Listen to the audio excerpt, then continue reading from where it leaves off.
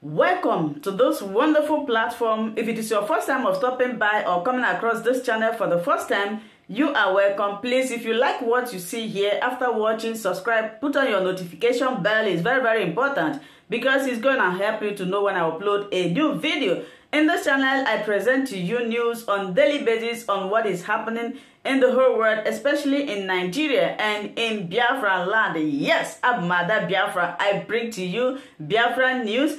So before I do that, what I always do is that I analyze it and I sit down there to watch the video together with you. Then we'll come to the comment section to talk about it. Of course, everybody is entitled to his or her opinion. That is why the comment section is there for you to contribute, leave your ideas, your thoughts, your belief about the videos that you have watched. Please, as we are doing this, let us do it constructively. As we hop into today's video, remain blessed. I appreciate all of you. I appreciate your massive support in this channel as we watch. My name is Kayode Ladeinde, sitting in for Kedera Ahmed. In this edition of Pivotal, we focus on the surge in separatist agitation in Nigeria. While the voice of agitations around Biafra may have been the loudest, most persistent and visible, there are separatist agitations in virtually every area in the country. Among the Yorubas, for instance, there has been a direct call for Oduduwa Republic. In the north, there are demands for Arewa Republic. In the center of the country, known as the Middle Belt, voices have also been raised for a country independent of the entity called Nigeria. Interestingly, in the Niger Delta, the region which produces the bulk of the oil, which accounts for the bulk of Nigeria dollar earnings, the focus for activists has largely been an agitation for a larger share of the region's oil revenue. Overall, the debate on the sustainability of the Nigerian state has moved from the fringe to mainstream. These secessionist movements across the country are at loggerheads with the federal government, which has a history of silencing secessionist movements through the use of force. There are those who believe that renegotiating Nigeria's unity is required to stop the country torn apart. Today on Pivotal, I'm being joined by Professor Pat Utomi, the founder of Center for Value in Leadership and the African Democratic Congress ADC, and also Dr. Akeem Baba Ahmed, the Director of Publicity and Advocacy of the Northern Elders Forum, to discuss the secession and the way forward. Thank you. Let me start with you, Professor Pat. From what we have seen so far, some have expressed divergent opinions, different contradictions. For some, it's a bargaining chip to have access to power. For some, maybe it's a genuine call for self-determination. And for some, they just want a fair deal. Or how do you perceive these old agitations, in your own opinion? Well, really, honestly, the way that I read this, and I've read for a long time, people find different ways of expressing their dissatisfaction with how the system is functioning. And at the heart of it, at the core of it, is the failure of leadership. It is the nature of state capture, in which political process corrupts the governmental processes almost such that it is inclined towards the material interests of those who capture the state, who gain political power. And so we don't have the system reflect enough the needs of the people. And because this is so, people find different ways of expressing themselves. Of course, you will have opportunities of different kinds to do different things. A great British historian, Neil Ferguson, writing about the making of the US Constitution, describes it as perhaps the greatest effort at institution building in history. And sometimes you can say, how can somebody say something so like, boo? But the truth of the matter is that if you look at how the framers of the American Constitution suggests, for example, that people should have the right to feel, to express themselves, that they can leave the Union. You wonder if they were not so foresighted. It's not because they wanted people to leave the Union. It's because they understood that if people had the right to say we can leave this Union, whoever the political actors are that are in power will act in a manner that reflects the interest of everybody. The same logic you can see in the electoral college system, where the rights of even minority peoples are protected. The Nigerian Constitution does a pretty bad job of those kinds of thinking. And because of it, when people are frustrated, they can't express it. Okay. Now, let me quickly get Dr. Baba Ahmed's thoughts on that. Do you agree with what Prof has just said? I think that what Professor Utomi did is very helpful. It sets a historical background and context for two key issues. One is the principle of self-determination, which is almost as human as breathing. Man is a political animal. Freedom is vital to men and communities. And you must never design a system that forecloses key options like the right of communities to decide whether they want to be part of any association. It's also a basic foundation of the democratic system. Even under colonialism, colonialists can continuously look for ways in which they can address the issues of diversity in Nigeria. The democratic system is fundamentally based on the willingness of citizens to submit to authorities that they feel they are part of. And our country federal system is designed around the idea that diversity must be managed and be managed well. If you fail to manage diversity, pluralism, inclusiveness, alienation, either by individuals or groups, then you actually threaten a country, you threaten every nation. Now, those are principles. As far as Nigeria is concerned, the real problem has been that, and I agree with Professor Utomi here, what we've witnessed, which is in the last few years, maybe the last decade, has been an abuse of the responsibility of leadership to address diversity, to manage it in such a way that it builds a country rather than breaks down a country. That's the first failure of leadership. It is a fundamental responsibility of politicians to manage diversity. If you fail to manage diversity, you get all this. There's a wide spectrum of opinion between those who think we're not being treated fairly, we don't belong, we don't feel we're part of this country, to those who just want out. We don't want a part of this country, we want to leave. So this huge spectrum, somewhere in between, you're likely to find the hand of a state which has been inept or actually complicit in abusing trust and confidence of citizens in states like Nigeria. And so I think that what we are dealing with here is, where do you strike a balance that addresses grievances that are genuine, that can be managed in the context of a nation that continues to exist, okay, so that any part of the country feeling the only solution to its problems is to leave the country. Okay, and Doctor, one way. Let's look at how government is handling this issue from the very, very recent one, the Bohos episode, the Nnamdi Kanu. Your assessment of how government is handling this? Well, as far as the Kanu and the Bohos case, I consider these things as matters of law and order. I think both individuals live in a country of laws.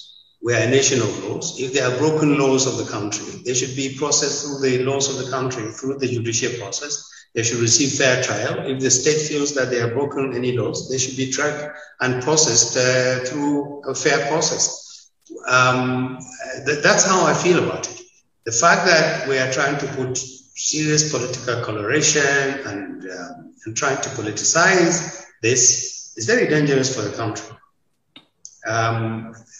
We've already done enough damage with politicians hiding behind individuals who feel that they can actually capitalize on genuine sentiments about marginalization, about alienation, about injustice, which has always existed in this country and which will always continue to exist in this country. Those individuals There are boundaries you cannot cross and you should not cross. This is my view about this. If you do cross them, then the laws of the land should be asked to judge whether you've actually broken any law. Let me quickly get Prof on this. Looking at what Dr. Ahmed had said, I would also like to get your take. And in addition to that, let's look at, there are fears that arresting leaders of these movements may result into further escalation, and where we can have the issues of Mohammed Yusuf and Boko Haram, if you can remember. So how best do you think this should be handled, Prof? Again, it comes back to the same question of the immaturity of the political class. There's a subject that I give plenty of play to these days, you know, and trying to explain it. There was a myth generated by the media back in the 70s called the Kaduna Mafia.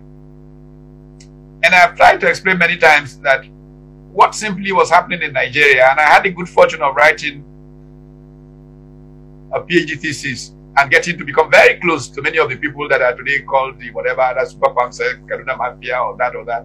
They were simply a group of thoughtful people who lived in Kaduna within a certain 2 square kilometers area, and a group of thoughtful people who lived mainly in Victoria Island and Ikoyi in Lagos.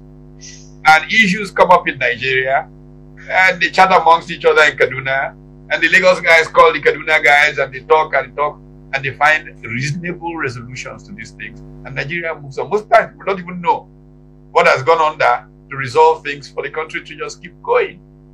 Now, what has happened to us tragically is that such groups of thoughtful people stop being available and stop being able to talk to one another.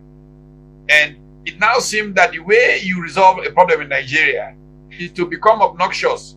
The more obnoxious you become, the more you are then given a play. Oh, sorry, these guys are threatening heaven and earth. Okay, let's listen to them. Let's give them something.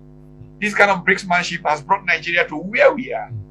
So people now feel that the only way they can get a hearing is to get obnoxious. And that is what has led us to this sorry pass. We need elites who are clear-minded, so that I can pick up a phone and call Dr. Baba Ahmed and call Usman Bugaji and call whoever, and we call somebody in Port Harcourt, and we sort these snafus out, and we just keep moving. But this political class has not had the savvy, has not had the seriousness of purpose beyond what position can I be put in to share what money my followers get, this, get that. Okay. And that's why Nigeria said this. Prof, we're going to deal more on that, because you've touched some of the things that the political class is doing wrongly. But we are going to be very, very pragmatic to look at how to handle situations where we've had them, you know, resulting to use of weapons and the rest. Let's look at how these agitations have resulted into. We have what people call the ESN in the southeast, and we also have some situations where people have also seen weapons with some of these agitators. So how do you think government should handle this without, probably if you're saying that it should not use brute, what you see, again, it's part of the fundamental structural problems and constitutional problems that we have. The policing function, everywhere it works well, in my opinion, in the world, is a local function. Okay, I'll give an example. I lived in a college town in America. It's called Bloomington, Indiana. The university in that town has its own police force who carry guns and everything. The city of Bloomington has its own police force, appropriately armed and everything. The county has its own police force. The state has its own state troopers, and so on and so forth. Now, when I was growing up, I grew up mainly in northern Nigeria, you know, Kaduna, Maiduguri, Jos, Kanu, where I started school in 1960, Kuzo, and we had native authority police in those days. It is the so-called reaction to the abuse of the native authority police that leads to this, no, federal policing is the only way. Doesn't make sense. In the United States, local police in the South was used to abuse the rights of black people. What happened as their system evolved was that after the Civil Rights Acts and all of those, if an issue involves a civil right, it's immediately kicked up and the FBI gets involved.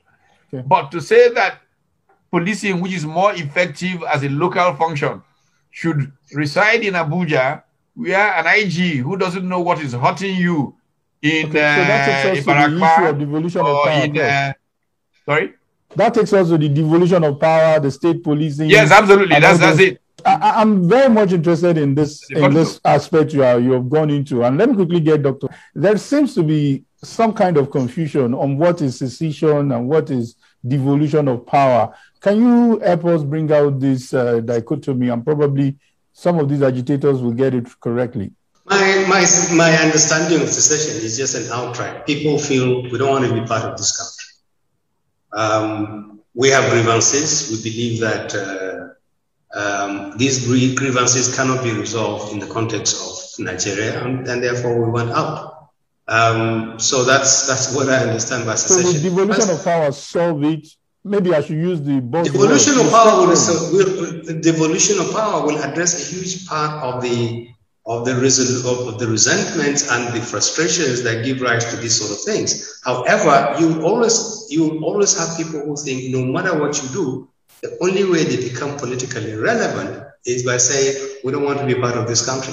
Now, what is the question to ask here is, what is it that gives these marginal people, that we want out people? We don't want anything else but want. What is it that gives them the opportunity to move to the center stage? And it is poor governance, failure to appreciate how to manage the diversity, failure to address issues like local policing, giving local communities power to decide how their lives should run, giving them power to decide how resources can be generated and used, creating an environment where they feel they feel both local and Nigerian. This is vital. You need Nigerians who feel that they are relevant to governance, but they are also Nigerians. So restructuring the country, giving huge responsibilities down to local communities is vital to do this, so that they deal with this issue. And it's not everything that has to be decided by Abuja. The threat with the way we run things now is you put so much power and responsibility in the center. And when things go wrong, people have nowhere else to go to or to blame but the center. Let me go back to Prof. There's a bit of confusion here again. We've seen some of these agitators, especially the IPOP, saying that they don't even have trust in the political class in the Southeast. So why the governors are in unison to say that let's have a devolution of power, let's have more powers to the federating unit. But this set of IPOP agitators even believe that they have to start their own government. Do you think the way they are asking for secession, there is a correlation to the idea of restructuring? Well, first of all, I think that we have to understand the problem of trust is Nigeria writ large.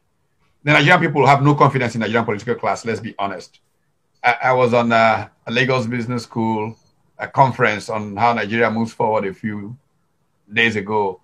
And a senior advocate of Nigeria of some repute said, look, we need to just cut and get rid of every one of these political actors now. Just get rid of the whole class and start afresh. And I can imagine the frustration that leads to that kind of conclusion, because the basic thing about public life is trust. And so this trust of public officials, of politicians, is at a very low ebb currently in Nigeria because of the class of politicians who have dominated our country for a while. It's not just in the Southeast, it's across the country. But there is an even deeper problem in engaging with the Southeast, in the sense that many of the people who are agitators in the Southeast think that the political class in the Southeast is an external imposition on them.